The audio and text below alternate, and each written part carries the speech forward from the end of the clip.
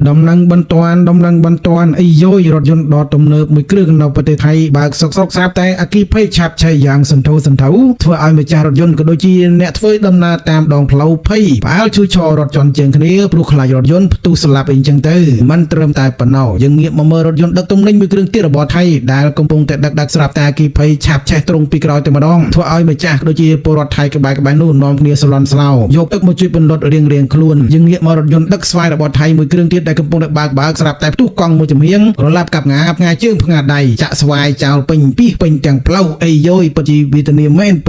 ាមែនអីយ៉ាចង់ដឹងថាតើព័ត៌មានទាំងពីរទាំង3នេះនឹងទៅជាយ៉ាងណាមកតាមដានទស្សនាវីដេអូពេញជាមួយខ្ញុំបាទទាំងអស់គ្នាបាទអនុញ្ញាតគោរពជំរាបសួរពុកម៉ែបងប្អូនទាំងអស់គ្នាសូមស្វាគមន៍មកកាន់គំនិតសម្រាប់ព័ត៌មាននៅព្រឹកថ្ងៃទី22ខែមេសាឆ្នាំ2026នេះខ្ញុំមានព័ត៌មានថ្មីក្តៅតនហេតុការណ៍ដើម្បីជម្រាបជូនពុកម៉ែបងប្អូនយើងព័ត៌មានគឺពាក់ព័ន្ធទៅនឹងករណីដ៏រន្ធត់មួយគឺកើតឡើងនៅវេលាម៉ោងប្រមាណម៉ោង17ល្ងាចនៅតំបន់ក្បែរមន្ទីរពេទ្យមុតដាហានបាទប្រទេសថៃបង្កឲ្យមានការភ្ញាក់ផ្អើលយ៉ាងខ្លាំងដល់រដ្ឋថៃដោយសារតែមានអគ្គិភ័យឆាបឆេះរថយន្តយ៉ាងសន្ធោសន្ធៅសេចក្តីរាយការណ៍លម្អិតត្រូវបានរាយការណ៍ដោយខាងក្រោមតាមប្រភពព័ត៌មានបានដឹងថារថយន្តដែលជារថយន្តរងគ្រោះគឺជាប្រភេទរថយន្តស៊ីដានស្លាកលេខខេត្តមុតដានអណ្ដាតភ្លើងបានឆាបឆេះយ៉ាងសន្ធោសន្ធៅយ៉ាងលឿនចេញពីតួឡានក៏ដូចជាចេញពីតួរថយន្តរួមជាមួយនឹងផ្សែងខ្មុលខ្មាញ់បាញ់ទៅលើពីពេញមេឃមកងឹតតែម្ដងដែលបង្កឲ្យមានការភ័យខ្លាចដល់អ្នកធ្វើដំណើរក្បែរនោះនិងអ្នកមកទទួលសេវាកម្មនៅមន្ទីរពេទ្យផងដែរអញ្ចឹងបានន័យថានៅពេលតឡាននេះចាប់ដើមឆាបឆេះធ្វើឲ្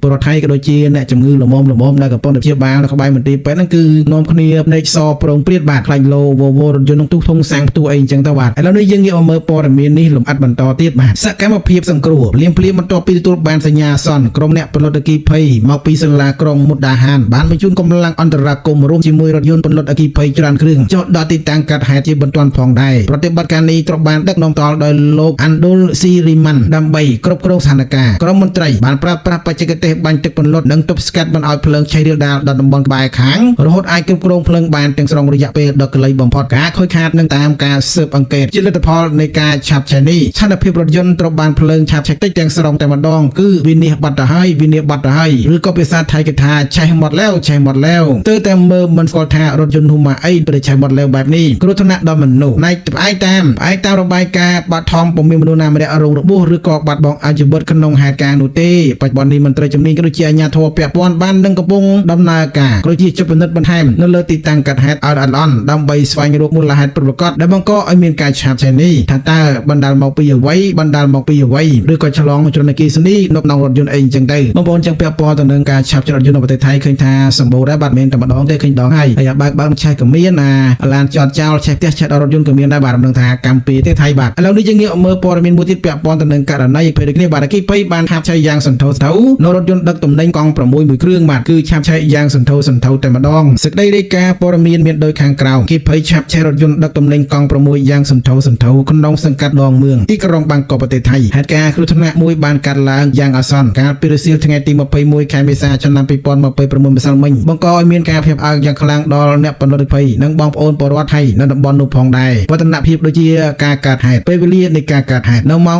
13:58 នាទីខ្សែទូរស័ព្ទបន្ទាន់លេខ199បានទទួលរំលឹកបឋមអំពីករណីអគ្គិភ័យឆាបឆេះរថយន្តដែលស្ថិតនៅក្នុងម្ដុំផ្លូវបំបែកV5 វ៉ាឌីផ្លូវលេខ43សង្កាត់សាណាប៊ីនខានដុនមឿងប្រទេសថៃភ្លាមកម្លាំងពលរដ្ឋអគ្គិភ័យនិងក្រុមសង្គ្រោះបន្ទាន់ប្រចាំស្ថានីយ៍ដនមឿងបានចុះប្រតិបត្តិការធ្វើទៅកាន់ទីតាំងកាត់ហេតុជាបន្ទាន់ផងដែរនៅវេលាម៉ោង 14:13 នាទីក្រុមមន្ត្រីបានទៅដល់ចំណុចកាត់ហេតុនិងបានវិតម្លៃអំពីស្ថានភាពពិតជាក់ស្ដែងអគ្គិភ័យបានឆាបឆេះរថយន្តគឺរថយន្តកង់6មួយគ្រឿងក្រុមការងារបានប្រើប្រាស់ឧបករណ៍ពលរដ្ឋអគ្គិភ័យដើម្បីធ្វើការបាញ់ទឹកដើម្បីអន្តរាគមន៍រហូតគ្រប់គ្រងដាច់ភ្លើងបានជាស្ថាពរនៅប្រមាណនាទីក្រោយមកជាលទ្ធផលនៃគ្រោះថ្នាក់នេះអ្នករងគ្រោះយោងតាមរបាយការណ៍ចុងក្រោយពុំមានមនុស្សណាម្នាក់រងរបួសឬក៏ស្លាប់បាត់បង់អាជីវិតក្នុងហេតុការណ៍នោះឡើយការខូចខាតរថយន្តដឹកទំនិញរងការខូចខាតដោយសារតែដាច់ភ្លើងឆាបឆេះផ្នែកខ្លះនៃទូឡានវិធានការបន្តនិងនីតិវិធីបច្ចុប្បន្ននេះអាជ្ញាធរមានសមត្ថកិច្ចនិងអ្នកជំនាញពលរដ្ឋភ័យកំពុងតែស្ថិតក្នុងដំណាក់កាលស៊ើបអង្កេតយ៉ាងល្អិតល្អន់ដើម្បីកំណត់យកមូលហេតុពិតប្រាកដនៃការឆាបឆេះនេះសម្រាប់ព័ត៌មានថែមប្រទេសថៃនឹងធ្វើការរាយការណ៍ជូននៅពេលក្រោយពេលនេះបានត្រឹមដឹងថាឆេះបាត់ទៅ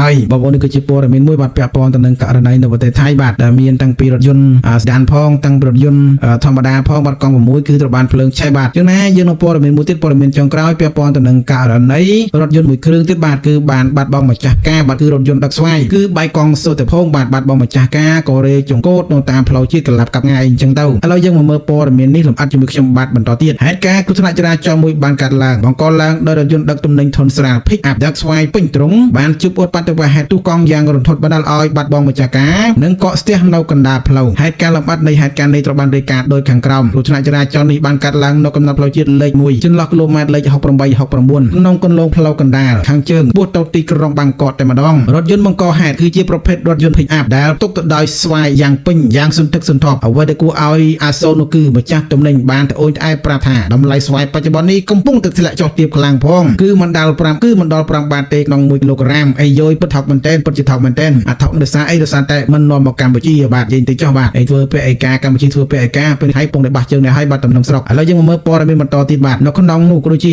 ហើយត្រូវមកជួបគ្រោះថ្នាក់ចរាចរណ៍បែបនេះទៀតបាទចឹងបានន័យថាអាស្វាយថោកហើយមកជួបគ្រោះថ្នាក់ចរាចរណ៍បែបនេះទៀតបាទเราកំពុងតែវឹកបោហើយ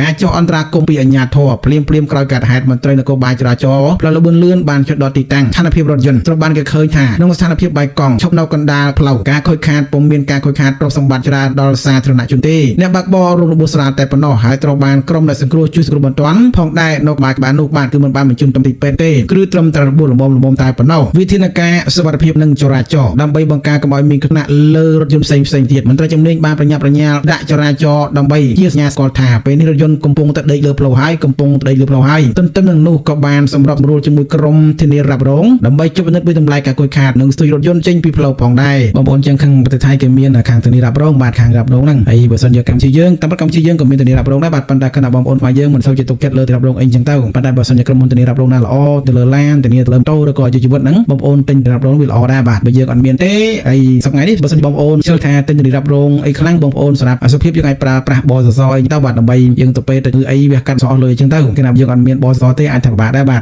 ខែបង1,100ទេបាទនឹងសូមប្រម៉ូទឲ្យខាងបសសបន្តិចបាទហើយសម្រាប់រថយន្តបងប្អូនសុខខ្មែរយើងឃើញមានប្រើប្រាស់ដែរមាន Ford ទេមានអីទៅហើយខ្ញុំដូចជាមិនសូវស្គាល់ទេបាទបងប្អូនចឹងព័ត៌មាននៅព្រឹកខ្ញុំសូមបញ្ចប់តែប៉ុណ្ណេះចុះអរគុណច្រើនសម្រាប់ការតាមដានទស្សនាតាំងពីដើមចប់បាទគុំលាជួបគ្នានៅវីដេអូក្រោយ